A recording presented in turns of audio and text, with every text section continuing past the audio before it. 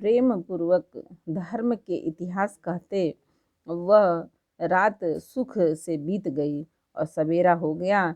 भरत शत्रुघ्न दोनों भाई नित्य क्रिया पूरी करके श्री राम जी, अत्रि जी और गुरु वशिष्ठ जी की आज्ञा पाकर समाज सहित सब सादे साज से श्री राम जी के वन में भ्रमण प्रदक्षिणा करने के लिए पैदल ही चले। कोमल चरण हैं और बिना जूते के चल रहे हैं, यह देखकर पृथ्वी मन ही मन सकुचा कर कोमल हो गई।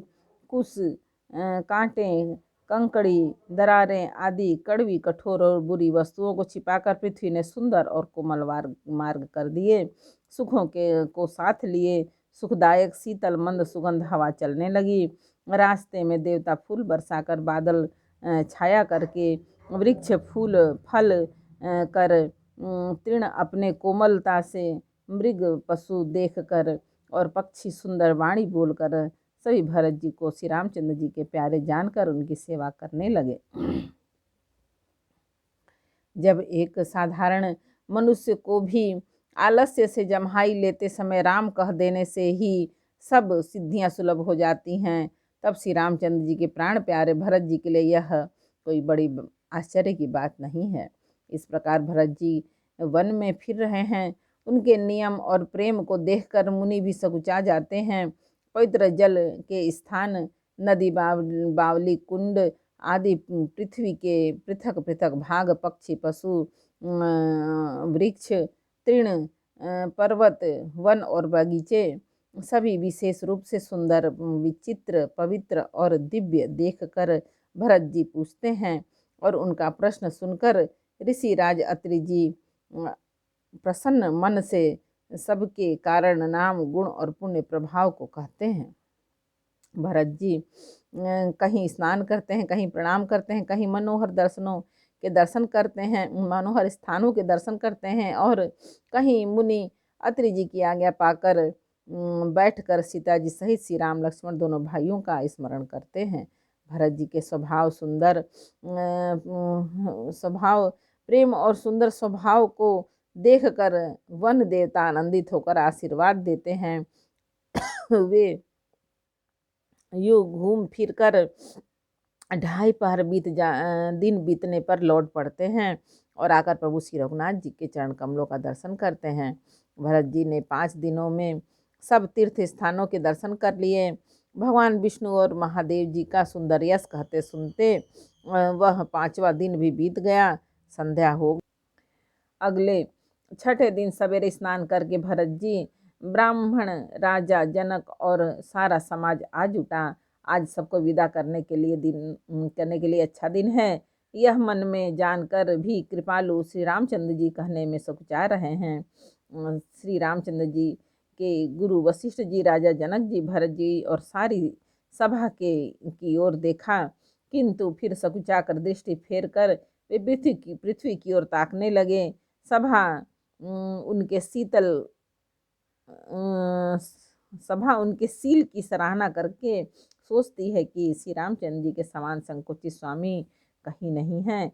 सुजान भरत जी श्री रामचंद्र जी का रुख देखकर प्रेम पूर्वक उठकर विशेष रूप से धीरज धारण करके दंडवत करके हाथ जोड़कर कहने लगे, हे नाथ, आपने मेरी सभी रुचियाँ रखी। मेरे लिए अब सब लोगों ने संताप सहा और आपने भी बहुत प्रकार से दुख पाया।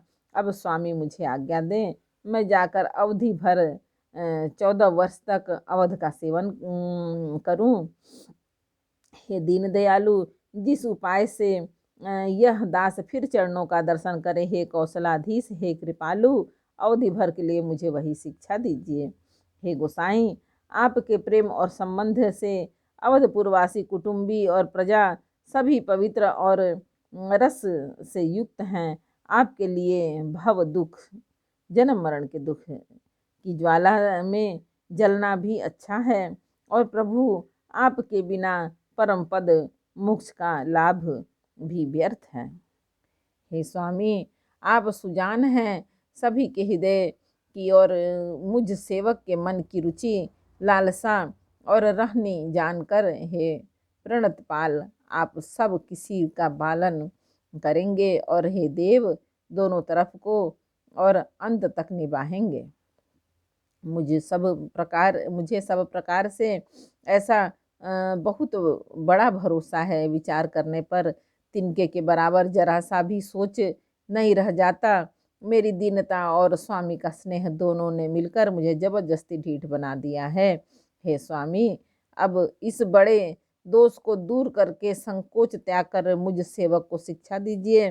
दूध और जल को अलग अलग करने में हंसनी की सी गति वाली भरत जी की विनती सुनकर उसकी सभी ने प्रशंसा की। दीन बंधु और परम चतुर श्री राम जी भाई भरत जी के दीन और छल रहित वचन सुनकर देश काल और अवसर के अनुकूल वचन बोले। हे तात, तुम्हारी मेरी परिवार की, घर की और वन की सारी चिंता गुरु वशिष्ठ जी और महाराज जनक जी को है। हमारे सिर पर जब गुरु जी, मुनि विश्वामित्र जी और मिथिलापति जनक जी हैं, तब हमें और तुम्हें स्वप्न में भी कलेश नहीं है। मेरा और तुम्हारा तो परम पुरुषार्थ स्वार्थ सुयश धर्म और परमार्थ इसी में है कि हम दोनों भाई पिताजी की आज्ञा का पालन करें। राजा की भलाई उनके व्रत की रक्षा में ही लोक और वेद दोनों में भला है। गुरु पिता माता और स्वामी की शिक्षा आज्ञा का पालन करने से कुमार्ग पर भी चलने से पैर गड्ढे में नहीं पड़ता, पतन नहीं होता। ऐसा विचार कर सब सोच छोड़कर अवध जाकर अवधि भर उसका पालन करो। देश खजाना कुटुंब परिवार आदि सबकी जिम्मेदारी तो गुरु जी की चरण रज पर है। तुम तो मुनि वशिष्ठ जी और माताओं और मंत्रियों की शिक्षा मानकर तदनुसार पृथ्वी प्रजा और राजधानी का पालन रक्षा भर करते रहना। तुलसीदास जी कहते हैं कि श्री रामचंद्र जी ने कहा, मुखिया मुख के समान होना चाहिए और खाने पीने को तो एक अकेला है, परंतु विवेकपूर्ण सब अंगों का पालन पोषण करता है। एक बार बोलो रामायण मैया की जय। अयोध्याकांड का 5वां समर्पयामि। जय श्री राम जानकी जय। पवन पुत्र हनुमान।